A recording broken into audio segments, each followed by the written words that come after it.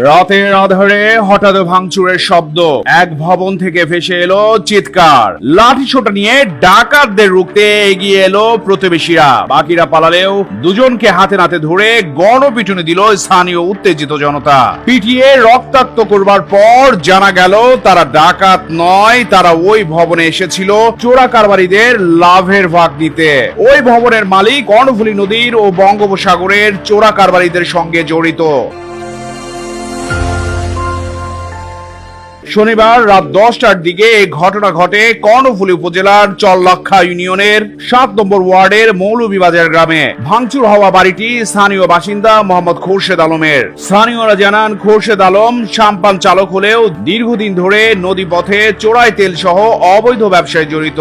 এসব কাজ চালানোর জন্য তিনি আনু মিয়া নামের এক যুবককে নিজের ছেলের মতো বাড়িতে রাখতেন। তবে লাভের ভাগ নিয়ে হঠাৎ দুজনের মধ্যে দেখা দেয় বিরোধ। স্থানীয় কয়েকজন জানান, আনু মিয়া চোরা কারবার থেকে লভ্যাংশের দাবি করলে খোরশেদ তা দিতে অস্বীকৃতি জানান। এ নিয়ে কয়েক মাস আগে নগরের বাংলাবাজার ঘাট এলাকায় আনু মিয়া ও তার সহযোগী সেলিম ধারালো অস্ত্র দিয়ে খোরশেদকে কুপিয়ে আহত করেন। পরে আশপাশের লোকজন খোরশেদকে উদ্ধার করে হাসপাতালে পাঠান। এ ঘটনায় খোরশেদ আদালতে মামলা দায়ের করলে আনু মিয়া ও সেলিম জামিনে মুক্ত হন। মামলাটি মীমাংসার জন্য স্থানীয়ভাবে কয়েক দফা বৈঠক হলেও হয়নি সমাধান।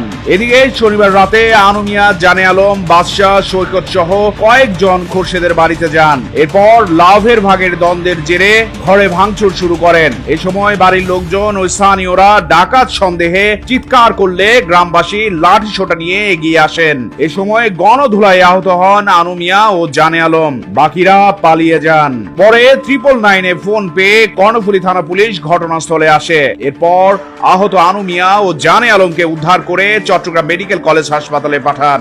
ঘটনার বিষয়ে জানতে যোগাযোগ করা হলে কর্ণফুলী থানার ভারপ্রাপ্ত কর্মকর্তা মোহাম্মদ শরীফ চট্টগ্রাম প্রতিদিনকে জানান, ডাকাতির খবর পেয়ে ঘটনাস্থলে যান। এরপর আহত দুজনকে তারা উদ্ধার করেন। প্রাথমিক তদন্তে ধারণা করা হচ্ছে এটি ডাকাতির ঘটনা নয়, টাকা লেনদেন কিংবা চোরা কারবারের লভ্যাংশ নিয়ে বিরোধের জেরে এ ঘটনা ঘটেছে। ভাঙচুরের কিছু আলামত পাওয়া গেছে, পুরো বিষয়টি তদন্ত করে দেখা হচ্ছে। আহতদের চট্টগ্রাম মেডিকেল কলেজ হাসপাতালে পাঠানো হয়েছে। এদিকে প্রতিবেদন লেখা পর্যন্ত আহতদের বিস্তারিত তথ্য জানা যায়নি। তবে যারা হামলায় জড়িত তারা কর্ণফুলীর চর পাথরঘাটা ইউনিয়নের ইছানগর 8 নম্বর এলাকার বাসিন্দা বলে জানা গেছে। বাড়ির মালিক খোরশেদের মুঠোফোনে একাধিকবার কল করা হলেও সংযোগ পাওয়া যায়নি। চট্টগ্রাম প্রতিদিন নিউজ ডেস্ক। তবে আবারও গত শনিবার সন্ধ্যায় আনু মিয়া ও জানে আলম সহ কয়েকজন অতর্কিতভাবে খোরশেদ আলমের বাড়িতে প্রবেশ করে। সে সময় বাড়ির মালিক খোরশেদ আলম নগরে থাকলেও তার ছোট ভাই শহীদুল আলম পরিবার সহ সেখানে বসবাস করছিলেন। হামলার সময় শহীদুল বাড়ির বাইরে থাকলেও তার স্ত্রী ও সন্তান ঘরের ভিতরে ছিলেন। আমার নাম মোহাম্মদ শহীদুল ইসলাম। কোথায় ছিলেন? আমি বাইরে ছিলাম। বাইরে থেকে আসি, দেখি যে উপরে দরজা ভাঙতেছে। আমার পাশের প্রতি দোকানদারে আমি ডাকছি, হাসান ভাই, হাসি ভাই, এগুলা কে বা কারা দরজা ভাঙতেছে, একটু দেখো তো। তো ও তো নাম বলতেছে, তখন বলছে যে এটা আনু। তো আমি ওরা বলতেছি যে বাংলা যে আনু বলি। আমি ঘরে ঢুকে আমার ছেলে মেয়েকে বাইর করে বাইরিয়া যাইয়া বড় ভাইয়ের ফোন দিছি, খোরশেদ আলমের ফোন দিছি।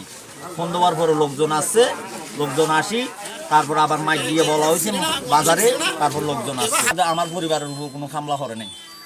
পরিবারের উপর হামলা করে না। আচ্ছা আচ্ছা। আমার মেয়ে দেখছে উঠতে দেখছে 3 জন।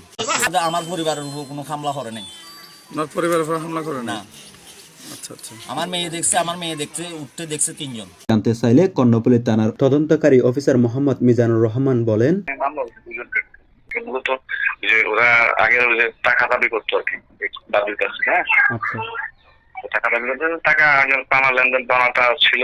আসামিরা বলছে টাকা পাবে, এই হিসাবে তাদের আগে থেকে শত্রুতা আছে। হ্যাঁ, আগে থেকে মামলা মোকদ্দমা নিয়ে সাথে ঝামেলা আছে। টাকা তারা পুরোপুরি